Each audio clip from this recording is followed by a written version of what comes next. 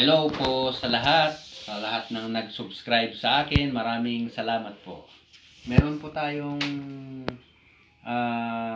video ngayon tungkol sa edge. Kasi alam kong madaming namumroblema sa edge backlight. Mahirap yung kumuha. Dapat match na match yung sa may TV. Kung hindi, mahirap talaga. So para may gumawa ko ng video na guide para sa inyo, para sa mga newbie, kung paano ang connection ng apat na wire. Yung input, yung dimmer, yung activator, at saka yung ground. Apat lang naman siya. Para kahit na anong power supply, pwede nyong ikabit.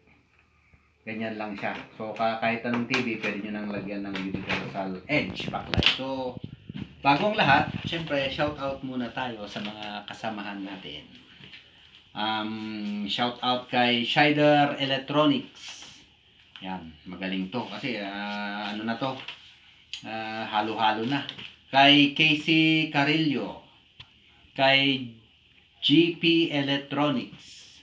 Ricky Serrano. Yan, kay Rolic Repair. Yan, may mga channel to. Alan Espinosa. Basic Bob. Ayan. Kagrupo po ata to eh. Kasama ko sa GMF Tech PH. Yun, kay Marco Francis 713. Yung Baby Master. Kailan kaya yung ASR din, chef? Sana all. Bong Electronics, yan. Kay Darwin Tech.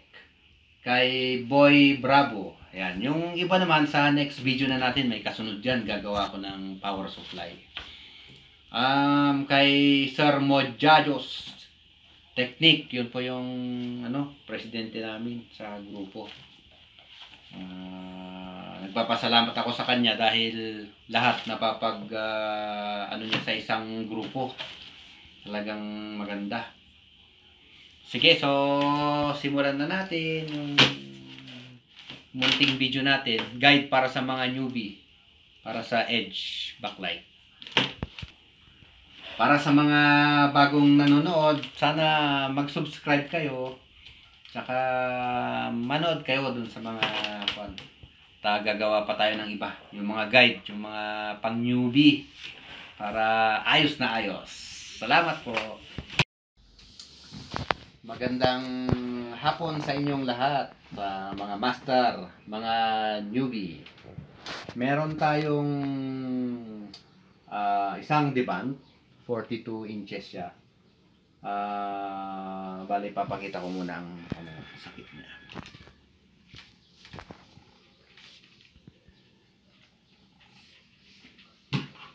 Ito, ayaw niya yung remote. Ay, hindi pala yun yung remote niya. Diban pala ito. Yan. So, patay natin yung ilaw para makita. Yan. So, nagbi-blink siya. So, pag ganyang nagbi-blink na ganyan, backlight na yan. So, palitan natin ang backlight. So, nagkataon na dalawa kasi ang niyan eh. Dalawa sila. So, kasi hindi pa. Patayin na natin. Bali, dalawa sila na parehas ang model. So, ang backlight nito, hindi siya ganito. Universal LED ito. Factory cut. Ganito na kasi ang nilalagay ko din eh. Pagka sira naman yung backlight driver ng TV, naglalagay ako ng ganito. So, mostly alam naman na ninyo yung pero gagawa pa rin ako ng video nito para malaman ninyo kung paano. So, sa TV na ito, nagkataon na edge backlight. So, alam natin na mahirap kumuha ng ganito. Ganitong edge backlight. Minsan, kahit na deband 42, minsan iba yung size. Kumbaga, iba yung Mahirap kasing ano to eh. Pagkaiba na yung size niya, kahit na 40 band, 42, minsan iba pa rin yung naibibigay na ino-order natin. Kaya mahirap siyang ano, pag natagtag to ng ganyan, mahuhulog na lang, masisira. So talagang napaka-delicate. So ang ituturo natin, paano mag-install ng kahit anong TV na edge backlight. Kaya installan natin ng universal edge backlight kahit anong TV. Pwede. Kasama niya itong driver backlight syempre. Kasi iba na yung hindi na natin gagamitin yung driver backlight nito kasi magkaiba sila ng design. So ituturo ko kung gusto nyong malaman kung paano para pag wala kayong edge backlight na mabili, etong lalagay natin sa kahit anong klaseng TV. May apply nyo to. So kung gusto nyong malaman, samahan nyo ako.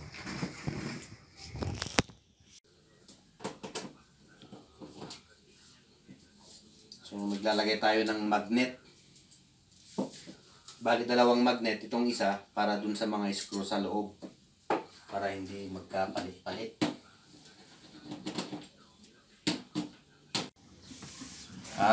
Binuksan ko na siya. So may ibibigay lang akong tips sa mga newbie. Pero sa mga master hindi na kailangan. Para sa mga newbie yung mga sasabihin ko. So, kahit ako minsan, nalilito ako sa mga screw. Pero importante siya. So, para pagka maiwasan natin yung pagbalik natin bakit may sobrang screw? Lalo na't baguhan ka, may mga maliliit, may mahahaba. Pag nagkamali ka kasi, mapupunta sa screen, mababasag. So, dapat ang tandaan mo, yung mahaba, may maliliit, at kung saan siya. So, ang tips lang na may bibigay ko, may pentel pen kayo. So, kagaya niya, no, di ba, wala siya. May mga arrow naman, kaya lang, mas maganda na yung lagyan mo na ng ganyan. Hindi naman to makikita kasi nasa loob. Ganito kasi ang aking paggawa, kaya walang pagbalik ko, walang natitirang screw at walang ano. Kagaya nito, mahahaba to, sigurado sa experience ko mahahaba to. Ito maliliit. So siya pwede siyang ilagay doon, kaya lang aabot sa may screen. Aabot siya sa may screen, so masisira yung screen mo.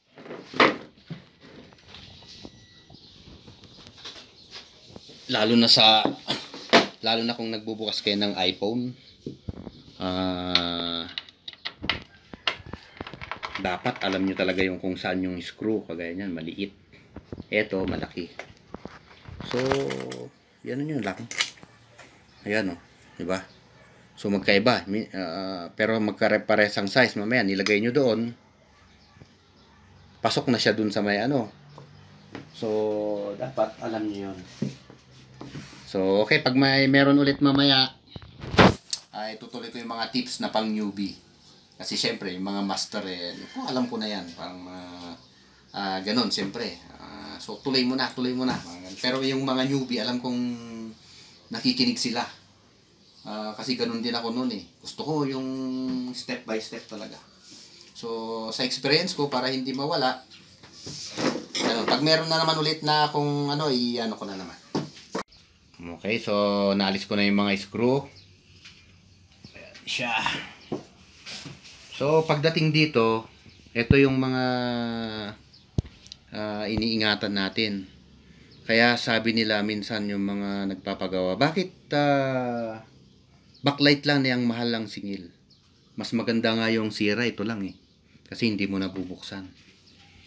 So dito, kasi alisin natin tong ito lang ang alisin natin. Yan. Tapos check mo na rin kung malinis. Meron siyang basta pagka mga LDBS, medyo dahan-dahan tayo kasi pag naalis mo yan ng konti, wala na. Tapos na ang kwento, wala na. Ganyan lang siya. Dito pala, pag nakakita kayo ng ganito, huwag nyo aalisin kasi sa ground to eh. Pangalis na mga static to. Ang ako, hindi ko inaalis siya ito. Dito ko siya inaalis. Yan. Para pagbalik mamaya, hindi siya naalis dito. So, ingatan natin talaga to ha. Ito ang iniingatan dito.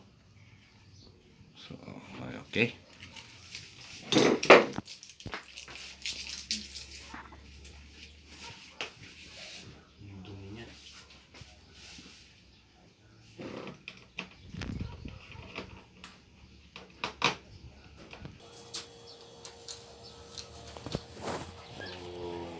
Baliktarin na natin.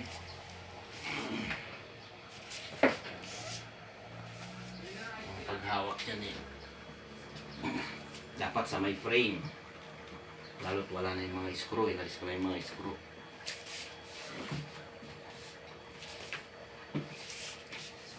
Ngayon, ang next na titignan sa frame na ganyan, titignan mo kung anong uuna, kung ano yung nakatapal. Kung ano yung una, sino bang nauna rito o doon. So, sa case na ito, kahit anong TV, tignan mo muna kung anong mauuna. So, ibig sabihin itong una nating aalisin. Yan. Dahan-dahan lang dito kasi ayan na yung ano, kumbaga sa operasyon eh, nakabukas ang brain. O nakabukas ang puso kung baga sa doktor.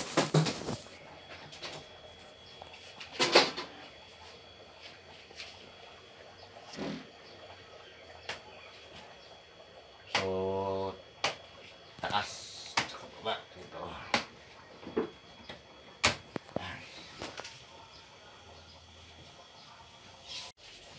So another tips mga taga-panood. Kasi ito nga yung pinaka-importante sa lahat. Itong mga COF. Hindi kasi natin pwedeng i-repair yan. So, lalagyan natin siya ng importansya. Kaya yung iba nagtatanong sa akin, bakit yung 65 inches mag-isa mo lang inaalis? 65? Bakit yung 55, 65? Naalis mong mag-isa, hindi ka nagpapatulong. So, may tips pa ako dyan mamaya kung paano natin naalisin yung screen niya na mas safe. Palitan natin. Basta dito medyo dahan-dahan tayong gumalaw, huwag yung pabigla-bigla.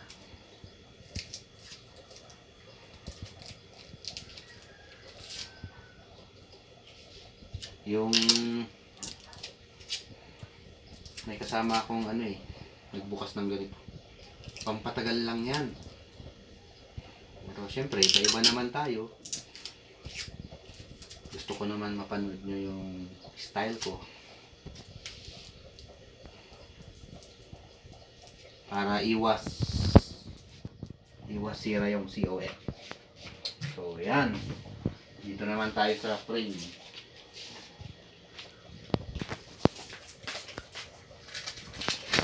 So, titignan natin yung kung 42 inches. So, dito ang parang magandang paglagyan. Meron naman nabibili na pangbuhat dito. Pero, alam mo naman ang Pinoy. Magaling ang Pinoy. So, dito ang gitna. Kaya nilalagyan ko siya ng tupi para pag-alis mamaya.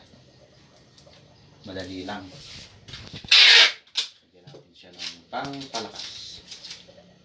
Yan.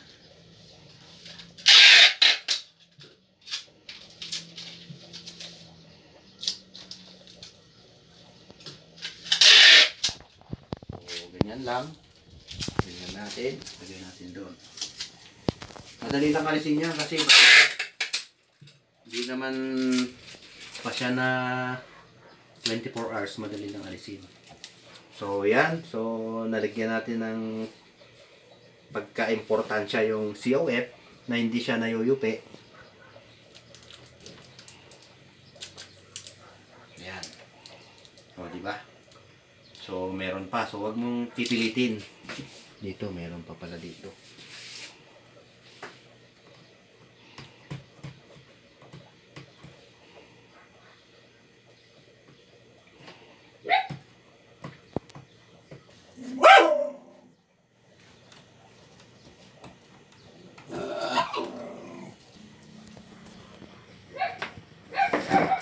Minsan, meron yung screen na may nakadikit dito. So, gagamit ka ng ganito. Huwag mong siyang bubuhatin agad na. So, kukunin mo siya. Alisin mo yung mga nakadikit. Kung saan yun. Sa case nito, wala naman siya. Ito lang. So, inalis ko yan. So, pag binuhat mo, yun, di ba? So, tips para sa mga newbie. So, wala siyang hindi mo na siya yung pag ibabalik mo mayang ganda, oh, di ba? May mo siya, pwede mo itaas-taas. Di mo na siya alisin na ganun. Minsan kasi, naku, talagang pero yung mga expert, magaling, tinitignan ko, pinapanood ko, magaling sila.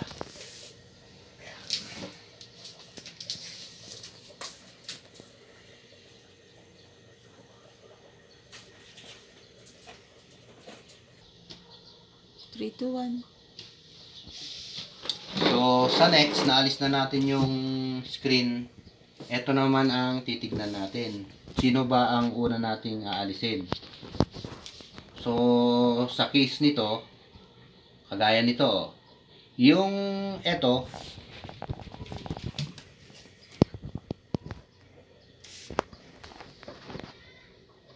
so itong sa kanina, yung up and down. Sa case nito, up and down na naman. Okay.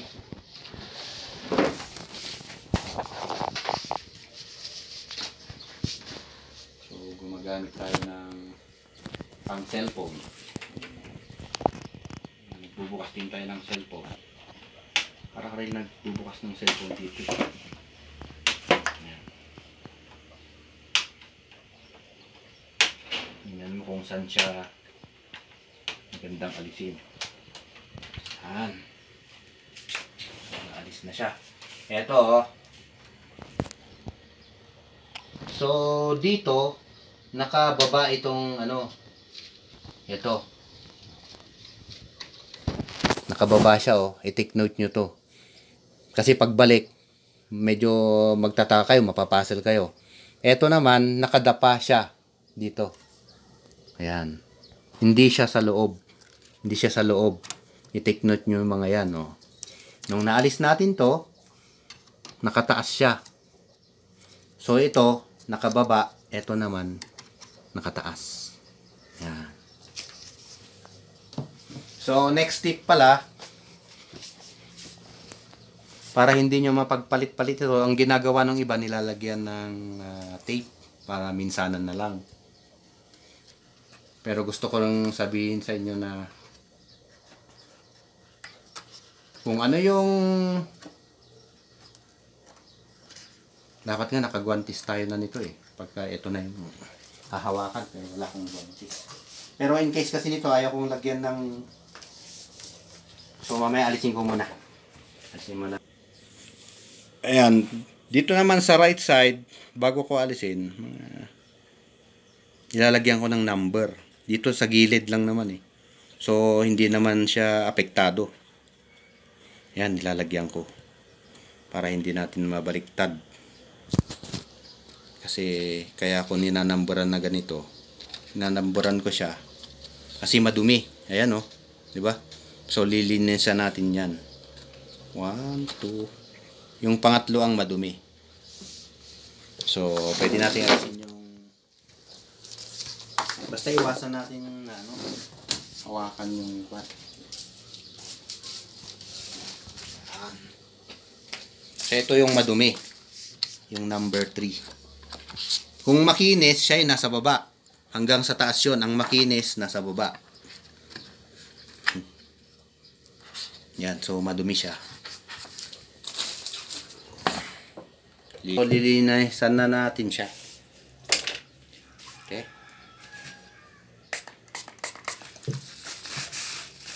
Ayan, naalis siya, oh. Diba? So, dito lang naman sa gilid yan. Oh. Tama-tama, mamaya, tuyo na siya. Tuyo na siya. So, yun lang naman ang madumi. Ayan. Pwede natin yan sa ilaw. Kung saan yung madumi, yun ang linisan natin. So, case nito, sa gilid lang. Ito, ilagay na natin.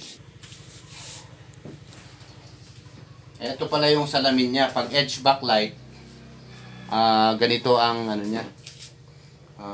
Ito yung dumi. Dapat maalis yung mga dumi. Kung mapapansin nyo dito, walang white. Kasi dito tumatama yung mga LED na ilaw.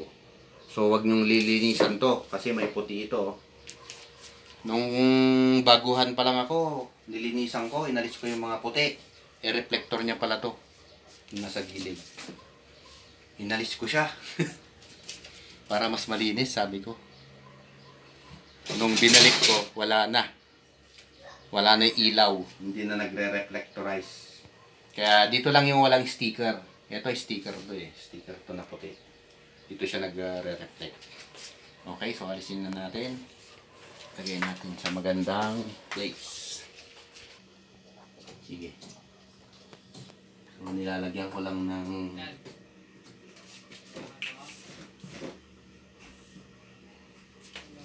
ito na yung backlight niya. Ito yung nabibili pag bumibili tayo. Kasama na nito, kasama na siya. Kaya mahirap talagang mag-repair ng edge backlight. Mas madali yung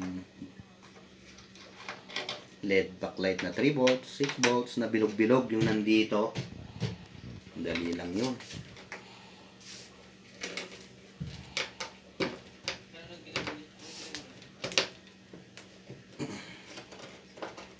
Kagaya nito, mas maliit na naman to.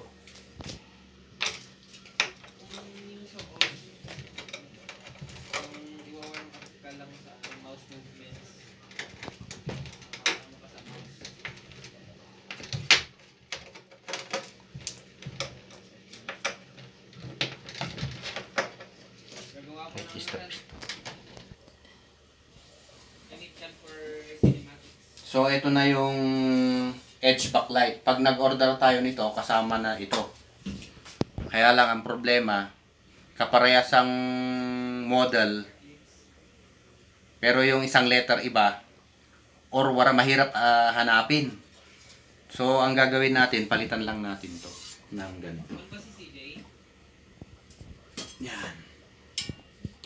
Ito, so kaya ako ginawa yung video na to para lahat ng TV na edge backlight pwede nyong palitan.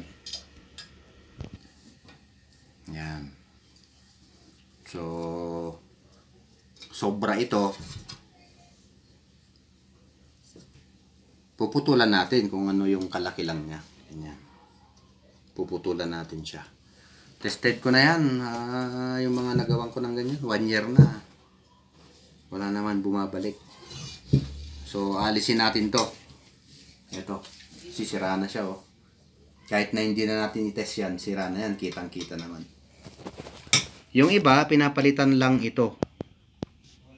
Pero, hindi rin magtatagal kasi pasira na rin to eh. Kumbaga, may buhay yan eh. Kung naka 3 years or 5 years na yan, pag nagsimula ng magsira yung iba, susunod na rin yan. So, hindi advisable na palitan lang yung Tsaka maghirap magpalit nito. Sinubukan ko na to, pero mahirap. Kaya alisin natin to.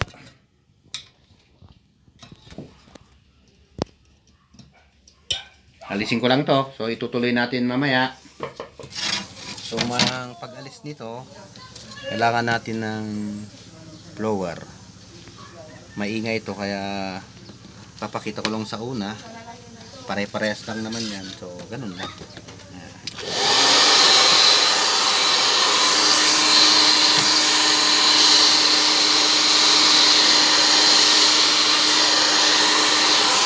Initan mo lang yan. Ayan o.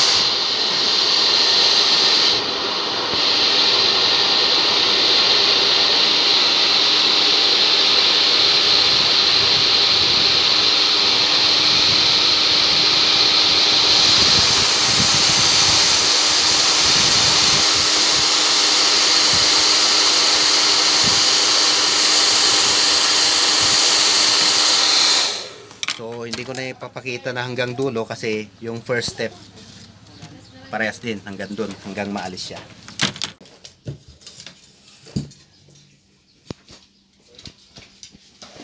1, 2, 3 go ba? O... Go. Yun, eto na yung kwan. Yung edge backlight niya. So, ang titignan natin dito kung saan siya naka-align. So, case nito,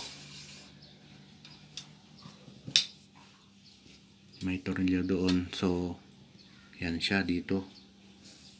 Dito siya.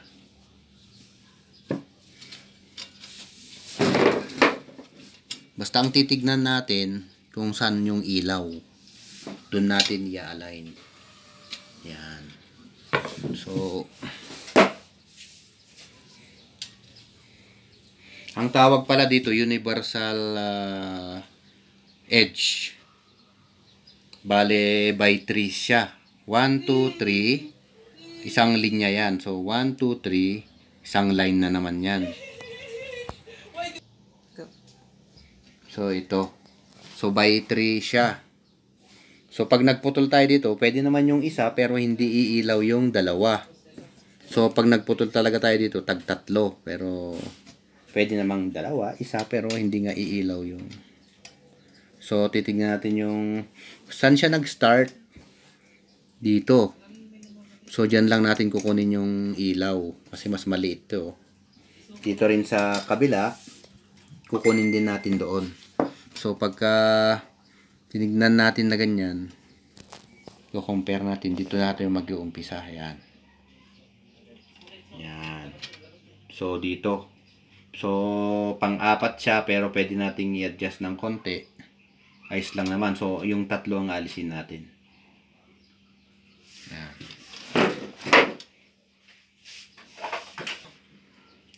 So, ang pagkat nito, yung gamit tayo ng ganito. So, 1, 2, 3. Hawakan mo to para yung vibrate nung pagkat hindi siya hindi matatamaan yung next light. Ayan, yan lang.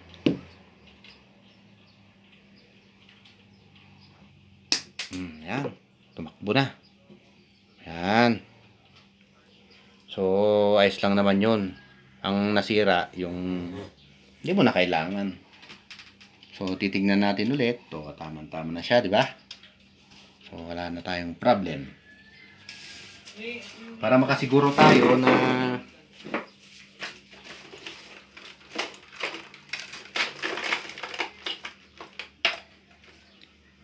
ang pagputol natin walang nasira. So, gamit tayo ng backlight tester. Sa isang technician, kailangan talaga to. Ganito. So, dalawa ang kwan nito. Ang pag madamihang light, lagyan natin sa 300. Pero pag yung case nito, nasa 14 volts lang.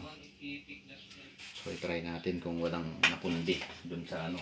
Minsan napupundi kasi yung pag ano natin. So, red and black. Ayan. So, walang napundi. Ayos. Walang napundi doon sa dulo. Hindi siya malakas kasi 7.4 lang yung ano 20 mA lang pinang test ko.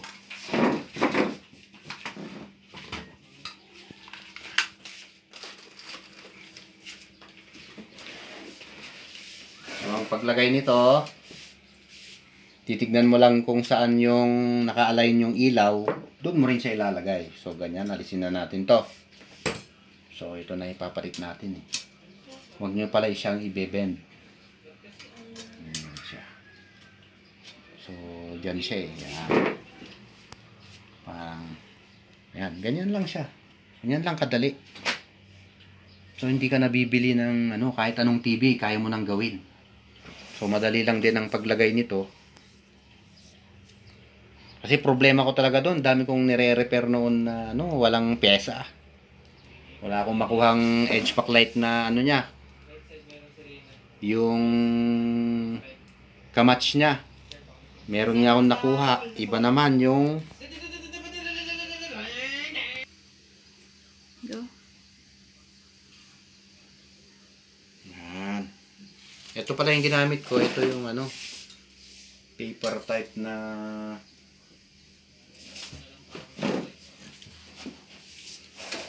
kabilaan, tawag doon. Nakalimutan ko na. Ito rin yung ginagamit ko sa mga backlight na bilog.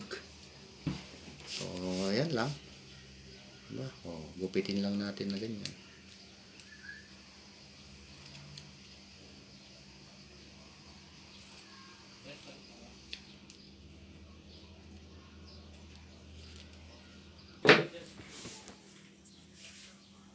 So, nagunting na natin, nalagyan na natin ng double-sided tape.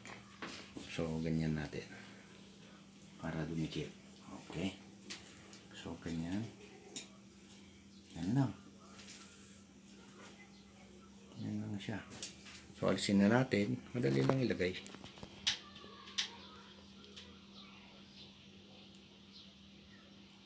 Para magkaroon kayo ng tip. Pero pag may mabili kayong kaparehas niya, walang problema. Palitan nyo ng ganun. Ayan siya. Huwag nyo lang mag-align. Dali lang. Ayan o. Diba?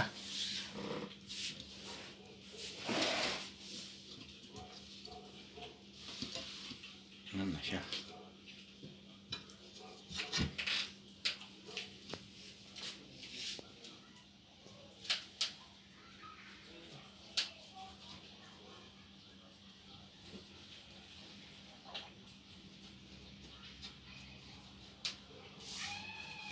Okay. May kukunin lang pangdagdag. Eto na yung ginawa natin kanina na inalign natin yung universal backlight, tapos nag-cut tayo para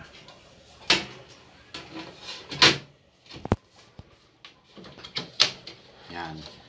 Ito yung kasing ito na yung backlight. Kasama niya yan pag bibili ka ng yung original. Kasama na yan. Madami na akong ginawang ganito ayos naman. Ayos naman yung brightness niya. Parehas din. Wala nang pagkakaiba. Mas matibay pa nga ito Kasi kontrolado yung ikaw na yung may control doon sa milliampere niya. Yung pumupuntang current dito. May explain pala ako sa inyo yung tungkol sa backlight, madaming naguguluhan doon.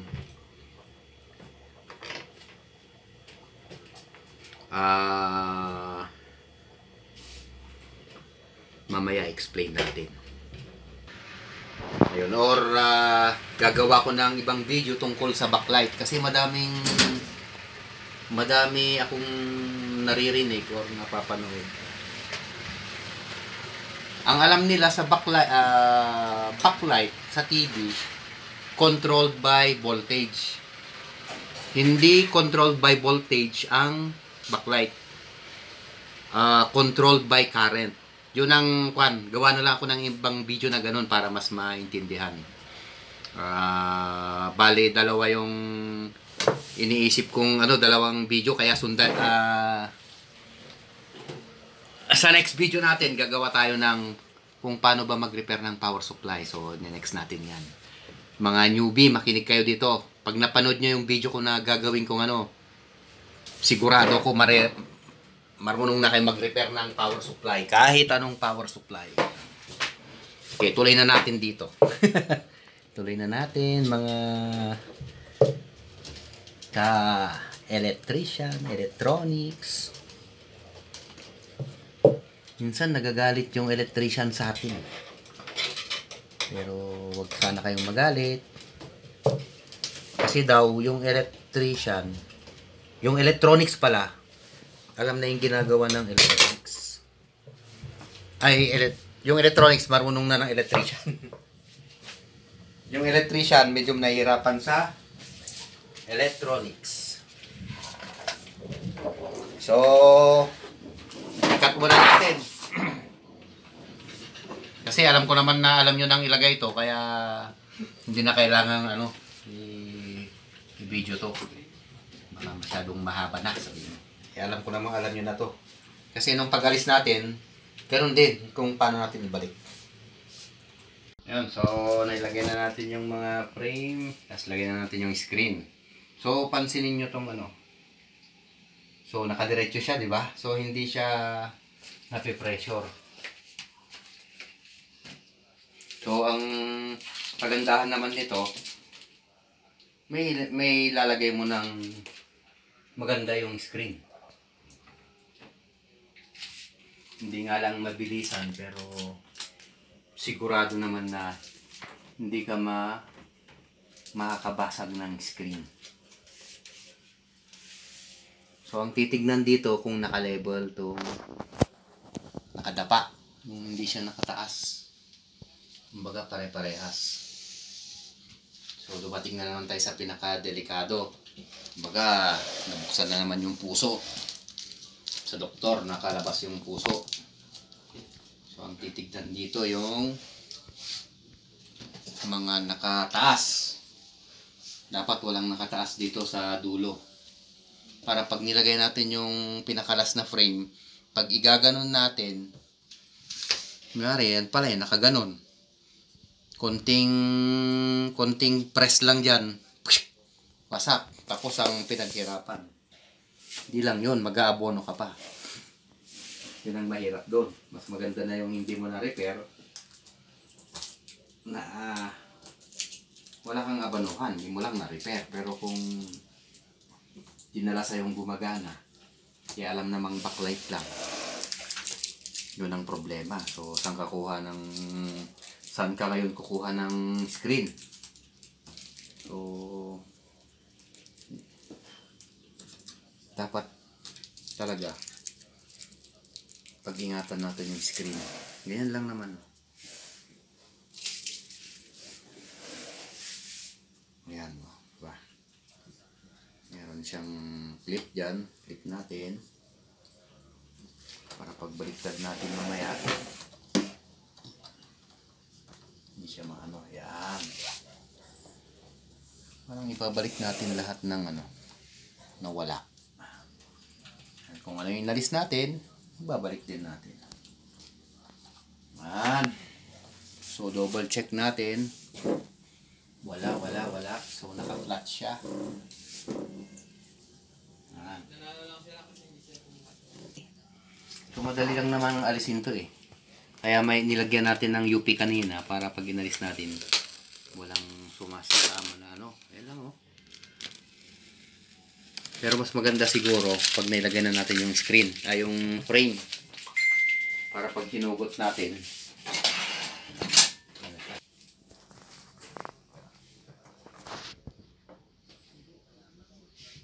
pag hawakan dito, huwag nyo hawakan dito. Yan. Basta ito ang itong mga COF na yan. Kasi lalampas din tayo dyan sa delikado na yan. Pag nalampasan natin, kahit ibari-baribag mo na, pwede na. Joke lang. May guide to eh. Oh. May click yan. Oh, click. Kasi pag hindi naka-flat yung screen, nagganong ka, mag-crack pala yung narinig mo. Kala mo, yung tumunog na click. Hindi pala pumuwesto yun. Ay, tulog ang cellphone. Ito rin, ganun din. Kasi yung last kanina, ito yung last. So, ito ang unahin natin. Dahil ito yung last. May guide yan. May guide niya. Ito. Ang hirap talaga to. Ano, click. Oh, diba? So next, syempre sa baba, may pangalan. Walang pangalan. Yung. Diba? Lagay na natin. Pag nailagay na natin to, makakahinga na tayo. Pero habang di pa natin nailalagay itong last na frame na to.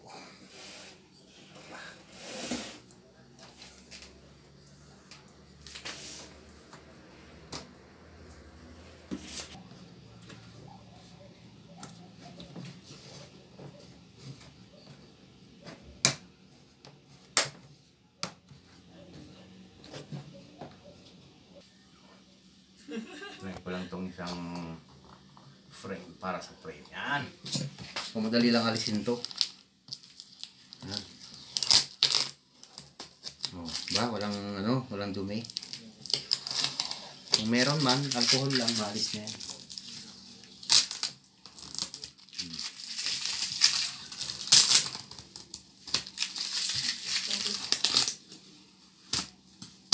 Yan, madali lang alisin yan.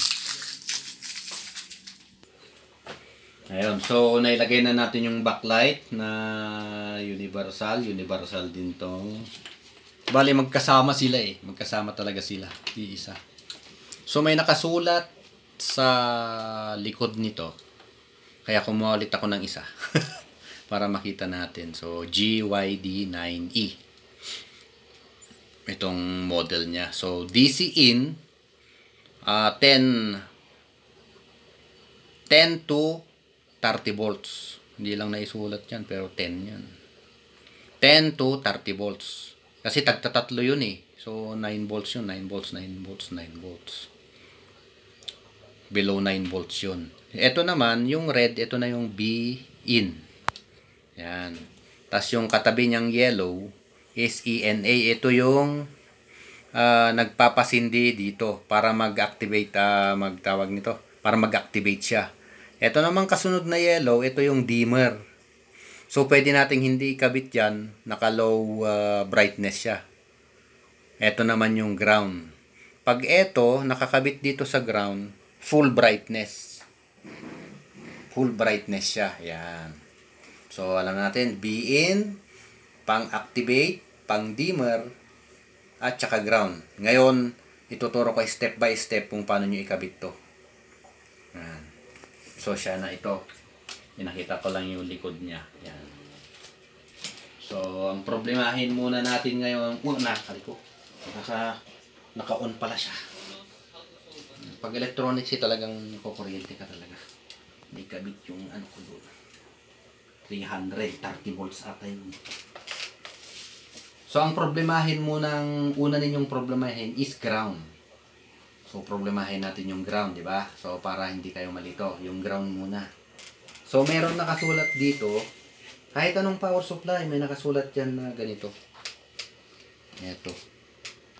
Sinulat ko na. Kung ano yung nakasulat dito, siya na yung nakasulat dito. Yan. Bakit kaya siya dito? Kasi walang pagsulatan dun. Pero siya yan, ito. So, 2, 4, 6, 8, 10. 2, 4, 6, 8, 10. So, 10 yan. Kinopya ko lang yun nandun. 1, 2, 3, 4, 5, 6, 7, 8, 9, 10. Yan. So, 16 volts yun. Magkasama yan. 12 volts. Iisa rin yan. Itong ground. O, di ba? Yung ground, magkasama din yan. So, yung lagyan natin. 2, 3, 4, 5, 6, 7, 8, 9, 10. So, yung 9, 10, tsaka 3, ground. O, saan ba yun? Bali, hindi siya color coded eh. Kaya, wag nating anuhin yung color.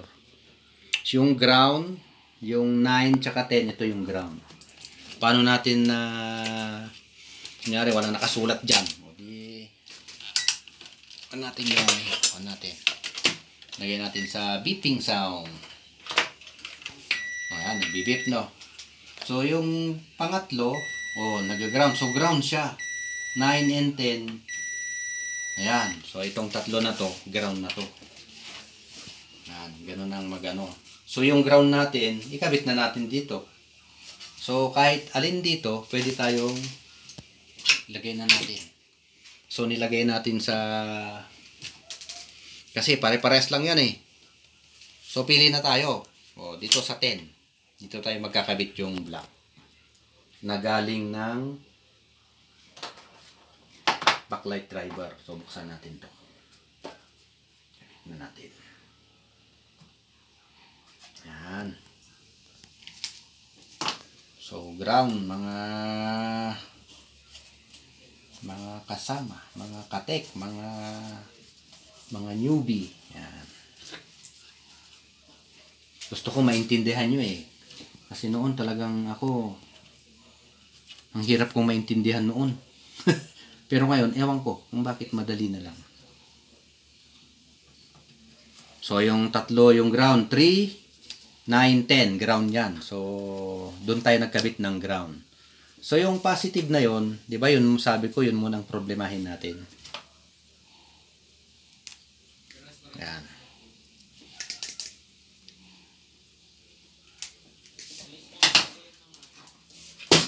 Nako, nakulit siya. So, lagay natin. Okay. Saan natin ikakabit yung B-in? Yung B-in nito. Yung B-in yun. Yan. Yung red, di ba? Saan ba natin ikakabit ito? 16 volts ba? O sa 12 volts? Ito yun eh. Yung number 1 and 2 and 5 and 6. So, 1 and 2, 3, 4, 5, 6. Yan. Testing natin. So, naka-red siya. Ibig sabihin ng red, hindi pa naka-on yung TV. Naka-standby lang. Parang ganun, no? Naka-red light pero wala kang makita. Kasi hindi mo pa pinipindot yung ano. So, may voltage checking tayo. Voltage checking. May 16. So, yung 16 volts pala, kahit nakapatay yung TV, meron. Pati yung 12, oh. Yung 12, ayan, oh. Diba? Meron pa rin. Yung iba, wala. Wala. So, wala yung switch, wala yung PWM, wala yung standby. Wala sila. Ito lang ang meron. 16 volts, tsaka yung 12 volts. So, i-try natin i-on. Huwag muna natin ikabit to. Try natin i-on. So, in-on natin. Nag-blue na siya, oh. So, ibig sabihin, parang nag-on na yung TV. Nag-on na yung TV. So, magsusukat ulit tayo ng voltahe. Yung 1 and 2, 16 volts yun. Di ba, naging 20 volts siya. So, ito pala, nagpapalit-palit. Ayan, oh, 20. 16, bumalik din siya sa 16. Nag-20 siya, pero yung pangatlo ground yun eh. Diba? Walang voltahe. Tapos nagkaroon na yung standby 5 volts. Standby 5 volts. Yan. Yung 12 volts ganun pa rin. Yung number 5 and 6. Yung dati kahit naka-off yung ano, meron pa rin 12 volts. Pag inon natin yung TV, meron pa rin yung 12 volts. So, permanent yung voltahe dito. Permanent to, permanent. Lagyan natin ang permanent. Permanent 12 volts. On man or off. Red light hindi naka-off. Red light. Ang pangit ng sulat ko pero hindi naman ako doktor. Eto, hindi nawawala yung 12 volts. So, pwede na natin dito ikabit yung B-in. Kasi ito nagpapalit-palit nagiging 20, nagiging 16. Ba, na-check natin kanina. So, patayin muna natin. Yan. So, parehas naman yan. So kahit saan natin maglagay. So 5 and 6. Ang 12 volts ito. Parehas lang ito. O, pili ka na. Blue or green. So dito tayo sa blue. Kasi 12 volts din naman yan eh. Permanent kasi ito eh. Hindi nagbago-bago. Pwede naman sa 16. Kaya lang nagbago-bago. Diba? Nung chinek natin, nagbago siya. Kaya dito tayo sa may stable. Ayaw natin yung pabago-bago. Parang pag-ibig. Pangit yung pabago-bago. So, naikabit na natin. So, yung una nating problema, 12 volts saka ground. Naikabit na natin. So, ano ba itong katabi ng ground? Dim. Diba ang sabi ko kanina, itong dim, pwede natin ikabit sa ground. Kabit na natin sa ground to. Kasi, para full brightness siya. Madami na akong kinabit na ganito. Okay lang naman naka full brightness. Parang vivid ba? Ayan. So, okay na yan, no? Iisa na lang ang problema natin. Itong taga-activate. Yung ibang driver backlight, diretso 220 kasi siya eh. So, kailangan mo ng relay na 12 volts. Yung parang relay ng, pwedeng relay ng sasakyan. Yung gamit na square na ganyan. Pwede mo, para pag in-on mo, dun lang siya mag-on. Pero sa case na to, dito tayo naglalagay. So, nasundan nyo ba? Madali lang naman sundan. Yung dimmer, nilagay na natin sa ground. Para full brightness. Hindi na siya makokontrol. Ito na lang, activate. So, saan natin nilalagay yung activate? Yung ilalagay lang natin ito, doon sa pag-inon natin yung TV, doon lang makakaroon ng voltahe. Para, ang goal natin doon, pag naka-off yung TV, hindi nakailaw yung backlight. Kasi pag nilagyan natin to ng 12 volts, nilagyan natin ng signal voltage. Dalawa kasi ang signal na data signal tsaka signal voltage. So voltage signal to ang kailangan niya, nasa 5 volts. So di ba may nakita tayong 5 volts dito kanina, tamang-tama 'yon na mag-on yung TV. Asan ba yung 5 volts na yun? Tignan natin ito, naka-on na ba yan? O, i-on natin ha. Yan, nag-blue. May nakita ko kung pandito kanina. So, ito, 16 volts, ground, 12 volts, wala dyan. 5.1, ito. Ito pala, standby. So, standby, 5 volts. 12 volts. 4.4 yung PWM switch 4.9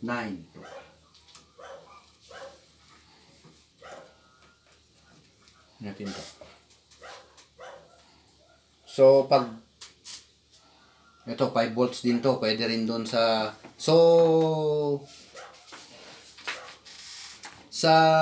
ano natin, kung susundan mo, kunyari wala itong nakasulat, kung electronics tayo, kung electronics way, pwede nating ikabit sa 5 volts. Kasi 5 volts yun eh. 5 volts din to eh. 4.9. Ayan, no? Pero pag naka-on yan, di ba? Pag pinatay natin, nawawala. So, ibig sabihin, pwede nating gamiting activator. So, ibig sabihin, para siyang relay na nag-on yung TV, doon lang siya mag-on.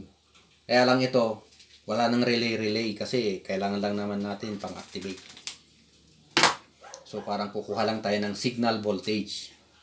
Diba? Kukuha lang tayo ng signal voltage. So dito, pwede nating makita kung mag-on yung TV natin. Ayan, nasa na ba yun?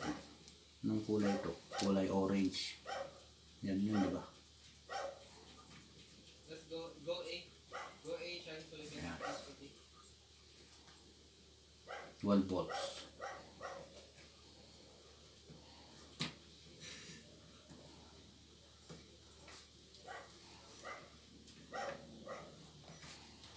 off pala, kaya wala. Talaga ikaw, oh. Yan. Saan na ba yun? Ito. 1, 2, 3. Nasaan ba yung 5 volts? Pwede rin dun sa 5 volts.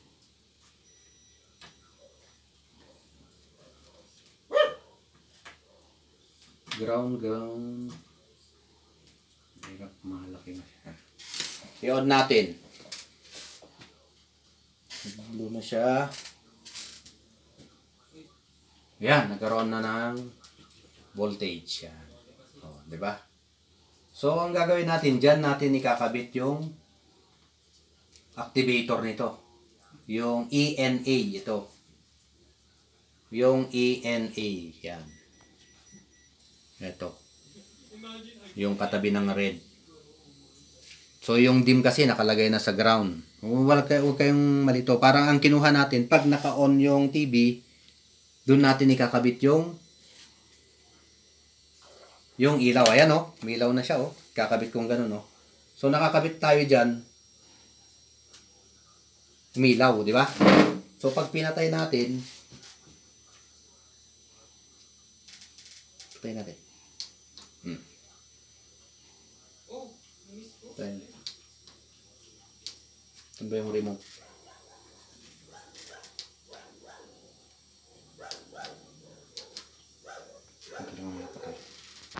Ngayon namatay na. So, para hindi maglalagay tayo ng resistor para signal voltage lang kukunin natin.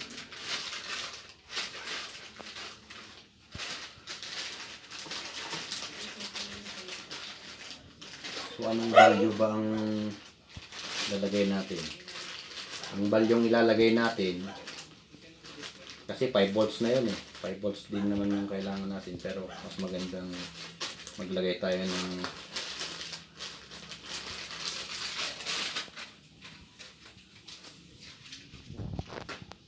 resistor.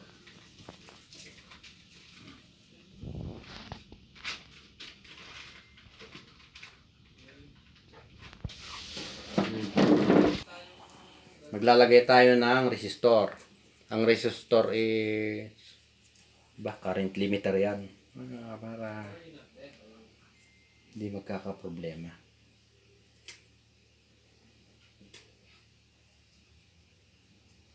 Ano yung ano? Tol, yun yung ano?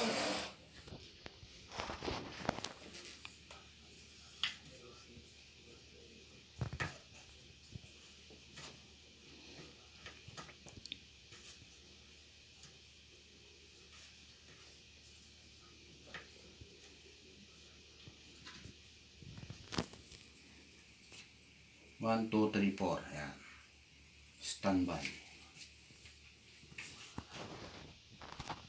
Patayin nga natin. Nawala naman. Namatay. Yan.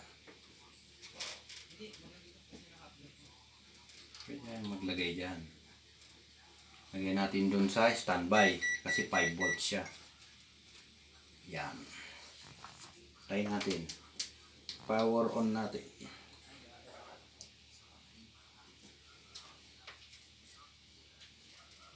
Ayan siya, umilaw siya, oh.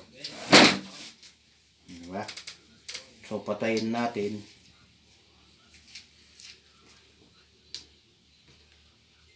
Ayun.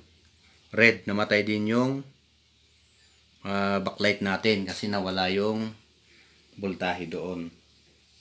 So, para mas maganda, maglagay tayo ng resistor. 1.5K. 1.5K siya. Ayan. Try natin. Ayan. I-on natin. Nag-on na siya, oh. Diba? Tayo. Yung tester natin. Off natin. Yan, namatay. Nag-red light na siya. So, dito na natin kakabit. Dito sa standby. 5 volts kasi ito eh. 5 volts. Yan. Pag naka-on, dun lang siya magkakaroon ng 5 volts. Pag naka-off, naka-red light yung ano, mawawala yung 0 volts. So, dyan yung activator natin. Ano natin nilalagay. So, yan na. Lagyan na natin na. Ganun lang kasimple yung maglagay ng. Bale, in-explain ko lang ng medyo deeper para mas maintindihan.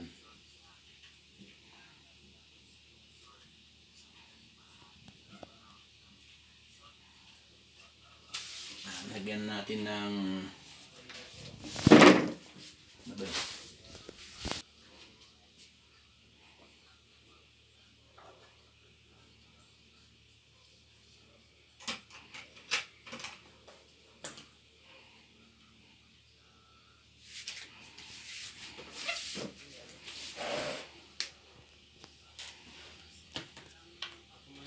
Saan natin nilalagay? Sa 1, 2, 3, 4 yung standby voltage. Doon kasi doon lang siya nagkakaroon. Number 4. 1, 2, 3, 4. Ito. Yung kulay black. Para tayo ay makasiguro. 1, 2, 3, 4. 1, 2, 3, 4. Yung pang-apat. I-on natin. Ayan, 5.2. 5.2. So, ito yung activator natin. Itong kulay black. Ayan. Pinatay natin. Nawawala. So, tama. Doon natin bubuksan ngayon.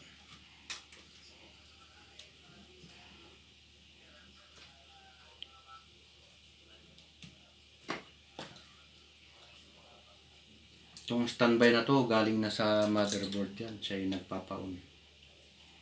Dito sa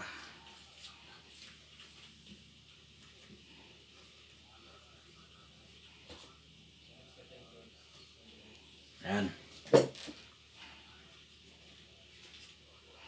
Pero pag hindi tayo nagbibideo, madali ko lang gawin to eh. Mga 5 minutes. Kasi wala nang explain. Pero gusto kong matutunan nyo. Mas matagal, explain ko lang ulit yung ginawa natin.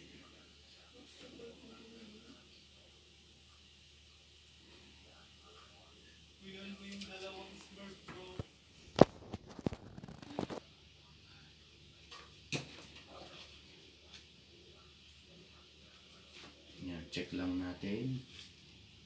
Ayos na lahat oh. Ito yung 5 volts. Ito yung in 12 volts. Ito yung ground. Yung ground nakalagay na yung dimmer doon para full brightness siya. Ayan. Tatlo lang yan. 12 volts, activator, tsaka yung ground. So wala na. So pwede nating i-testing. Yan na yun. Try muna natin kung ayos yung ano. Kaya doon ko pala nilagay ito para heatsink niya pag uminit. Parang heatsink niya na to. Ayan o. Double sided.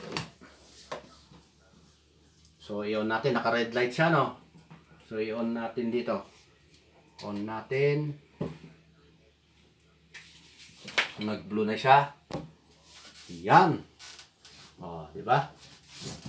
Ganun lang kasimple. Yan na siya oh. Di ba? So pwede yung ano, yung universal backlight. Yun lang tatlong paglagay natin. Ground, activator, input. So sana'y may natutunan kayong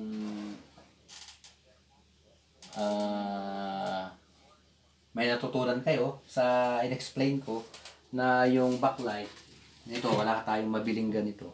Mahirap bumili ng mga ganito, yung eksaktong ano niya.